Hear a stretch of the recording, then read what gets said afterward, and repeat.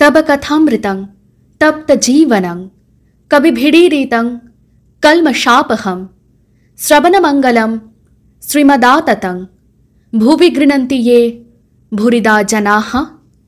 শ্রী শ্রী রামকৃষ্ণ কথামৃত।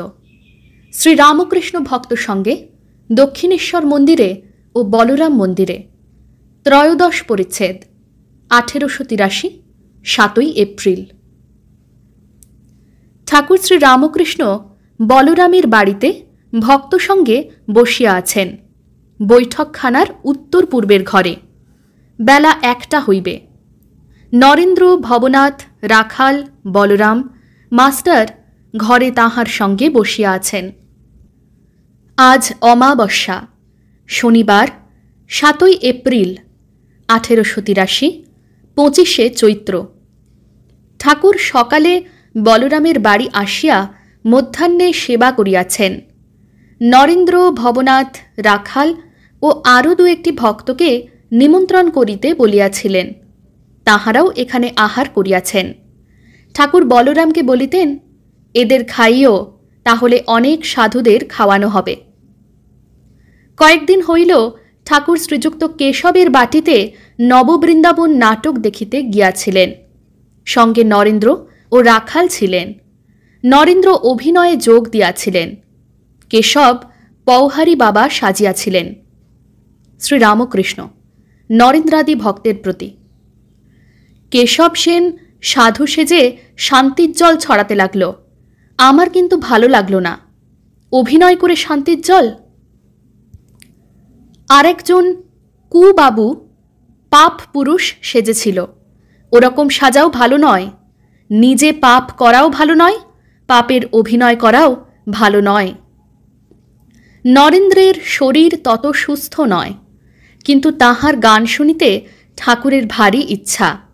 তিনি বলিতেছেন, নরেন্দ্র, এরা বলছে একটু গা না।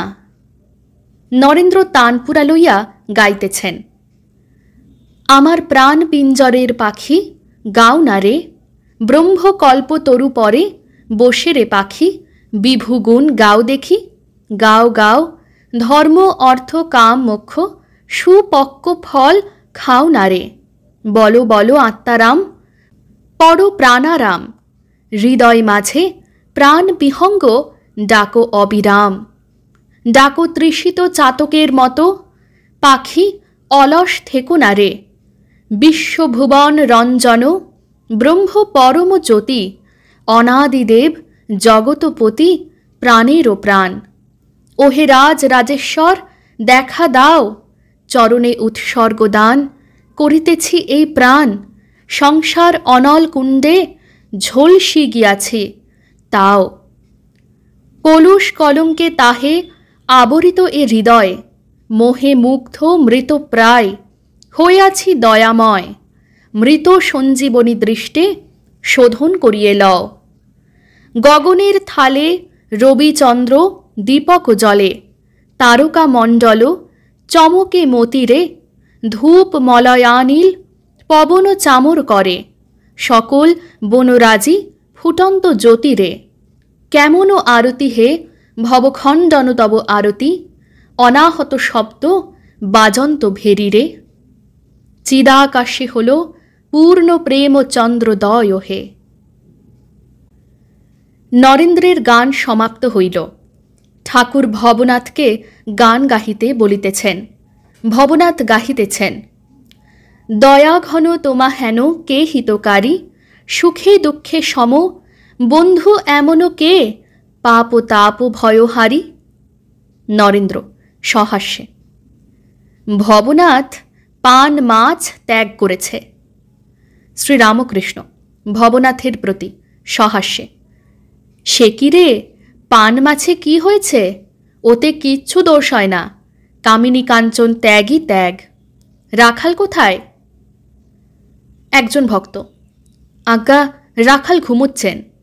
ঠাকুর সহাস্যে, একজন মাদুর বগলে করে যাত্রা শুনতে এসেছিল। যাত্রার দেরি দেখে মাদুরটি পেতেই ঘুমিয়ে পড়ল। যখন উঠল তখন সব শেষ হয়ে গেছে। সকলের হাস্য। তখন মাদুর বগলে করে বাড়ি ফিরে গেল। হাস্য। রামদয়াল বড় পীড়িত, আর এক ঘরে শয্যাগত। ঠাকুর সেই ঘরের সম্মুখে গিয়া কেমন আছেন জিজ্ঞাসা করিলেন। বেলা 4টা হইবে।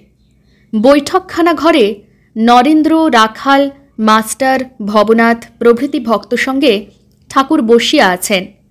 কয়েকজন ব্রাহ্ম ভক্ত আসিয়াছেন, তাহাদের সঙ্গে কথা হইতেছে। ব্রাহ্ম ভক্ত: মহাশয়ের পঞ্চদশী দেখা আছে? শ্রীরামকৃষ্ণ: ওসব একবার প্রথম প্রথম শুনতে হয়, প্রথম প্রথম একবার বিচার করে নিতে হয়। তারপর যতনে হৃদয়ে রেখো আদরিনী শ্যামা মাকে, মন তুই দেখ আর আমি দেখি, আর যেন কেউ নাহি দেখে। সাধনাবস্থায় ওসব শুনতে হয়, তাকে লাভের পর জ্ঞানের অভাব থাকে না। মা রাস ঠেলে দেন। প্রথমে বানান করে লিখতে হয়, তারপর অমনি টেনে যাও। সোনা গলাবার সময় খুব উঠে পড়ে লাগতে হয়। এক হাতে হাঁপড়, এক হাতে পাখা, মুখে চঙ্গ, যতক্ষণ না সোনা গলে। গলার পর যাই গড়নেতে ঢালা হলো অমনি নিশ্চিন্ত। শাস্ত্র শুধু পড়লে হয় না, কামিনী কাঞ্চনের মধ্যে থাকলে শাস্ত্রের মর্ম বুঝতে দেয় না। সংসারের আসক্তিতে জ্ঞান লোপ হয়ে যায়। সাধ করে শিখেছিলাম কাব্যরস যত, কালার পিড়িতে পড়ে সব হইল হত। সকলের হাস্য। ঠাকুর ব্রাহ্মভক্তদের সহিত শ্রীযুক্ত কেশবের কথা বলিতেছেন। কেশবের যোগ ভোগ, সংসারে থেকে ঈশ্বরের দিকে মন আছে। একজন ভক্ত কনভোকেশন, বিশ্ববিদ্যালয়ের পণ্ডিতদের বাৎসরিক সভা সম্বন্ধে বলিতেছেন। দেখলাম লোকে লোকারণ্য। শ্রীরামকৃষ্ণ: অনেক লোক একসঙ্গে দেখলে ঈশ্বরের উদ্দীপন হয়, আমি দেখলে বিহ্বল হয়ে যেতাম।